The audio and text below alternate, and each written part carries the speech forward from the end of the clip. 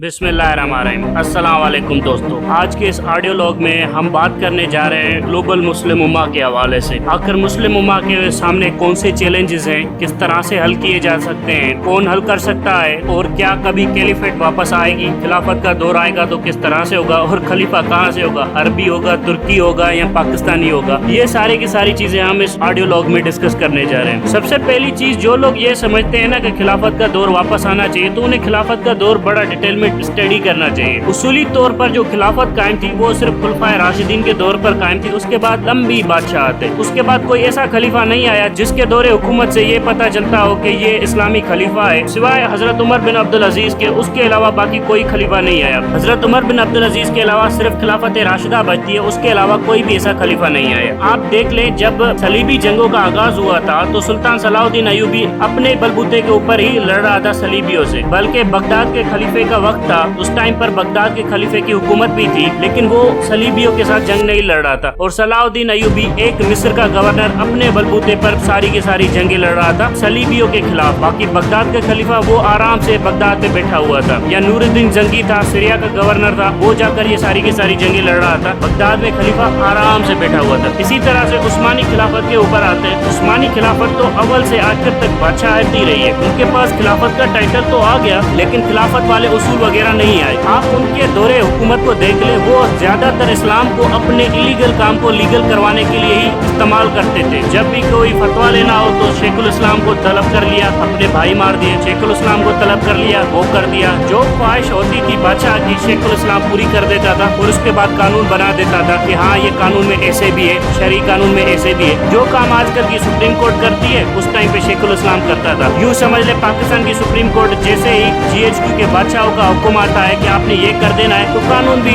उसी तरफ ही लगा दिया जाता है कि कानून में कौन सी शिक है जो GHQ के बादशाहों की ख्वाहिश को पूरी कर सके। तो इसी तरह से शेखुल इस्लाम वाला भी किस्सा चल रहा था। यानी बादशाह कानून के ताबे नहीं था, बल्कि कानून को बादशाह के ताबे कर दिया गया था। और आप हिंदुस्तान की तरफ अगर अपनी नजर दौड़ाएं तो हिंदुस्तान में भी यही हो रहा था। जो बादशाह की मर्जी थी उसी तरह से कानून को तोड़ा मरोड़ा जा रहा था, और जिस तरह बादशाह चाहता था उसी तरह से कानून बनाया जा रहा था। तो हिंदुस्तान के बादशाहों ने भी कुछ अच्छे एग्जाम्पल वगैरह सेट नहीं किए जिस पर मुसलमानों को फख्र हो सके। आप देखेंगे जब भी इस्लामी तारीख में ऐसे एग्जाम्पल्स देने की बात आती है जिन पे आप फख्र कर सके, वो चंद इंडिविजुअल्स थे जो अपनी जात पर अपने बलबूते पर खड़े हुए और उन्होंने वो जंगें लड़ी जिसके ऊपर मुसलमान आज फख्र करते हैं। अब आते हैं मौजूदा दौर के हाल के ऊपर। आजकल के दौर में क्या हो रहा है? आजकल कहा जाता है 57 इस्लामी मुमालिकत हैं और सब मुमालिक एक से बढ़कर एक है। माशाल्लाह से हर मुमालिक की हालत देख ले, मतलब एक से बढ़कर एक बैठा हुआ है। हर जगह पर आप देखें करप्शन सरेआम हो रही है। कोई वेस्टर्न बनने के चक्कर में पड़ा हुआ है, कोई लिबरल बनने के चक्कर में पड़ा हुआ है, किसी को अपनी मईशत की पड़ी हुई है। इंडोनेशिया जहाँ पर मुसलमानों की आबादी दुनिया में सबसे ज्यादा है, वो तो अलग ही तरफ चल पड़ा है। सब ने बस यही सोच लिया कि नमाजें पूरी पढ़नी है और उसके बाद इस्लाम खुद ब खुद कायम हो जाएगा। नमाज पढ़ने से ही इस्लाम कायम हो जाएगा। नमाज की अपनी फजीलत है, लेकिन मुआशी और सियासी निजाम भी तो इस्लाम का एक है ना रुकन। उसके ऊपर अगर किसी ने रिसर्च की होती, किसी ने बताया होता, या किसी ने बहुत थारोली रिसर्च की होती, तो हम बहुत ज्यादा तरक्की कर चुके होते। हकीकत यह है कि हमारे मदारिस में इस बातों पर रिसर्च की नहीं गई कि इस्लाम की पॉलिटिकल एप्लीकेशन क्या है, इस्लाम की इकोनॉमिकल एप्लीकेशन क्या है। जो कुछ भी हमने पढ़ना है, लिखना है, वो सारा का सारा मगरिब से, और उसके बाद उसके ऊपर ठप्पा लगा देना है कि ये सारी की सारी चीजें इस्लामिक है, वो भी पार्लियामेंट के थ्रू हमने ठप्पा लगा देना है। हकीकी तौर के ऊपर कोई भी इतनी थारोली रिसर्च वगैरह नहीं की गई कि इस्लामिक मुआशी निजाम कैसे होगा। अगर हमने स्टेट बैंक को हटाना है, हमने सूदी निजाम को खत्म करना है, तो मुआशी निजाम कैसे होगा, GDP की ग्रोथ कैसे होगी, किस तरह से कैलकुलेशन की जाएंगी, किसी ने भी कोई रिसर्च नहीं की। सब ने ऊपर से बातें की हैं, ऊपर से बातें फेंकी हैं। ना ही कभी ये रिसर्च की गई थी, ना करने का किसी का इरादा है। एक्चुअली में कायदे-ए-आज़म ने जब पाकिस्तान बनाया था ना, तो कायदे-ए-आज़म की ख्वाहिश ये थी कि हम अपने इकोनॉमिकल सिस्टम, हम अपनी सोशल वैल्यूज वगैरह डिस्कवर करेंगे, रीडिस्कवर करेंगे, जो कि हमने कॉलोनियल इरा में खो दिए। और पाकिस्तान के अंदर उस तरह का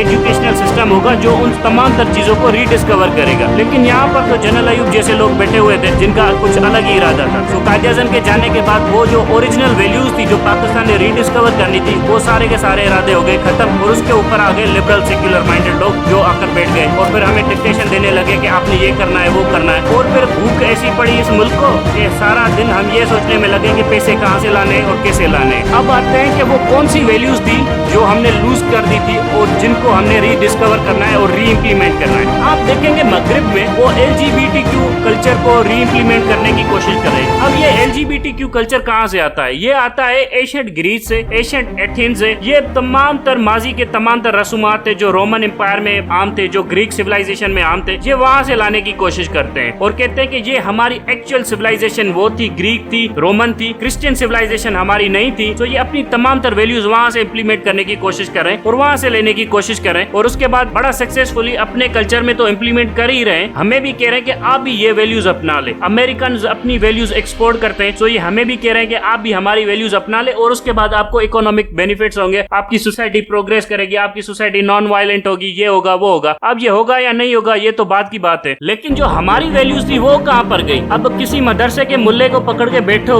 तो वो तो बात ही यही करता है कि सारा इस्लाम औरतों के लिए है, औरतों को ये करना चाहिए, औरतों को ये नहीं करना चाहिए, औरतों को वो नहीं करना चाहिए। अरे भाई यार, तुम्हारा इस्लाम सिर्फ औरतों पे ही क्यों अटक जाता है? किसी और तरफ भी तो लेकर चलो इसको, या कोई और बात करो, या उन कानून की बात करो जो मर्दों पर नाफिज होते हैं तो मदरसे के मुल्ले को बुखार हो जाता है। ये भी पाकिस्तानी फौज की तरह है, हर आइन की वो शिक इसको याद होती है जो पॉलिटिशियंस पर अप्लाई होती है, लेकिन आइन का वो ऐसा ऐसा याद ही नहीं होता जो फौजियों पर अप्लाई होता है। फिर कहता है कि सियासतदान बुरे, ये बुरे, वो बुरे, हर जगह से घूम फिर कर दूसरों के ऊपर इल्जाम देना। उसूली तौर पर हमें जो कायम करना था ना, पाकिस्तान बनने के बाद हमें एक पावरफुल ऑर्गेनाइजेशन बनानी थी इस्लामी ममालिक की। हमने इस बात का इंतजार नहीं करना था कि कब इजराइल पूरी अरब ममालिक के ऊपर जंग नाफिज करेगा, उसके बाद हम जाकर इरादा करेंगे कि हमने एक ऑर्गेनाइजेशन ऑफ इस्लामिक कंट्रीज बनानी है। हमें पहले से ही ऑर्गेनाइजेशन ऑफ इस्लामिक कंट्रीज बनानी थी। बहरहाल देर आए दुरुस्त आए, हमने ऑर्गेनाइजेशन ऑफ इस्लामिक कंट्रीज बना ली। जब ऑर्गेनाइजेशन ऑफ इस्लामिक कंट्रीज बनी तो सबसे ज्यादा इन्फ्लुएंस उसके अंदर था सऊदी अरबिया का। हमें उस ऑर्गेनाइजेशन को डेमोक्रेटिक प्रिंसिपल्स पर खड़ा रखना था, लेकिन हमने वो भी नहीं किया। चलिए उस टाइम पर नहीं किया, लेकिन आज तो टाइम है ना हमारे पास कि हम ये सब कुछ कर सकते हैं। फिर आज क्यों नहीं कर रहे? हम कौन सी ऐसी रुकावट है जो ऑर्गेनाइजेशन ऑफ इस्लामिक कंट्रीज को पावरफुल होने से रोक रही है? मैं आपको वो रुकावटें बता देता हूँ। सबसे पहली चीज,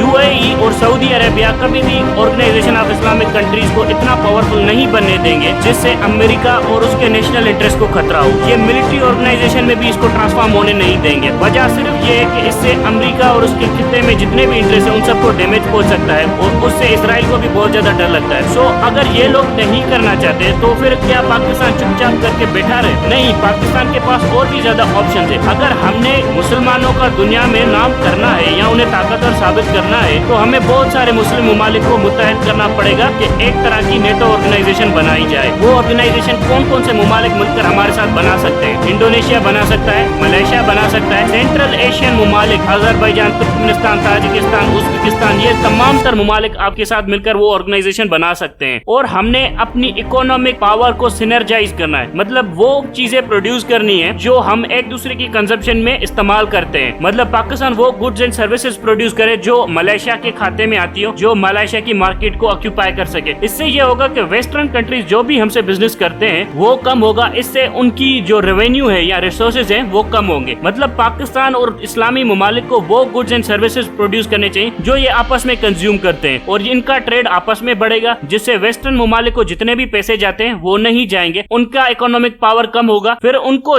मजबूर होकर हमारे पास आना पड़ेगा अपना सामान बेचने के लिए, फिर हम अपनी टर्म्स एंड कंडीशन पर अपना सामान उनके पास बेच सकते हैं। मैंने ये बड़ी ब्रॉडर इकोनॉमिक पॉलिसी सिंप्लीफाई करके समझा दिया आपको, तब जाकर आएगी इक्वलिटी उनके दरमियान और हमारे दरमियान। अब ये सब कुछ करने के लिए, ये पॉलिसीज बनाने के लिए, ये रीजनल पावर प्लेयर्स बनाने के लिए या मुसलमानों को मुत्तहद करने के लिए कोई ऐसी गवर्नमेंट तो होनी चाहिए जिसकी बैकबोन हो, जिसकी नीयत हो, जिसके इरादे हो, जिसका विजन हो, जिसकी प्लानिंग हो। अब वो गवर्नमेंट माशाल्लाह से शहबाज शरीफ की तो नहीं है, ये तो हम सबको पता है। और इन सब चीजों को इम्प्लीमेंट करने के लिए पाकिस्तानी GHQ या पाकिस्तानी फौज का भी इरादा नहीं है, इनको भी अमेरिका से बहुत डर लगता है। इमरान खान को इन बातों की समझ ही नहीं है, तो फिर ये इम्प्लीमेंट करेगा कौन? हकीकत ये है कि हमें ये आइडियाज प्रोपेगेट करने पड़ेंगे, फैलाने पड़ेंगे पाकिस्तानियों के जहनों में और दुनिया के जहनों में, ये आइडियाज डालने पड़ेंगे अगर हमने सरवाइव करना है। वरना आप इसराइल को देख ले, इसराइल ने यूरोपियन यूनियन और अमेरिका के साथ मिलकर अपने इर्द गिर्द के तमाम तर ममालिक को तबाह कर दिया है, सिर्फ इसलिए कि वो थ्रेटन फील कर रहा था एक पावरफुल सीरिया से, वो थ्रेटन फील कर रहा था सद्दाम हुसैन के इराक से, इसीलिए उन तमाम तर ममालिक को उसने मिटवा दिया और अरबों को अरबों के हाथों से ही मिटवा दिया उसने। अगर हमने सरवाइव करना है फ्यूचर में तो हमें ये सारे के सारे ममालिक को दोबारा ताकतवर बनाना पड़ेगा। अगर उन्हें दोबारा ताकतवर बनाना है तो हमें ये भी सोचना पड़ेगा कि इनको दोबारा शिकस्त ना हो। इसके लिए हमें एक पावरफुल अलायंसेस बनाने पड़ेंगे। पावरफुल अलायंसेस बनाने के लिए हमें यहाँ पर एक मजबूत गवर्नमेंट चाहिए जिसका कोई विजन तो तो हो, अगर विजन ही नहीं होगा तो फिर ये कैसे बनेगा। तो जिस तरह से मैंने ऑपरेशन रिजीम चेंज के ऊपर बहुत ज्यादा वीडियोस किए, सीरीज वाइज वीडियोस किए, बार बार मैंने उसको टच किया है टॉपिक को और उसके डिफरेंट एस्पेक्ट्स को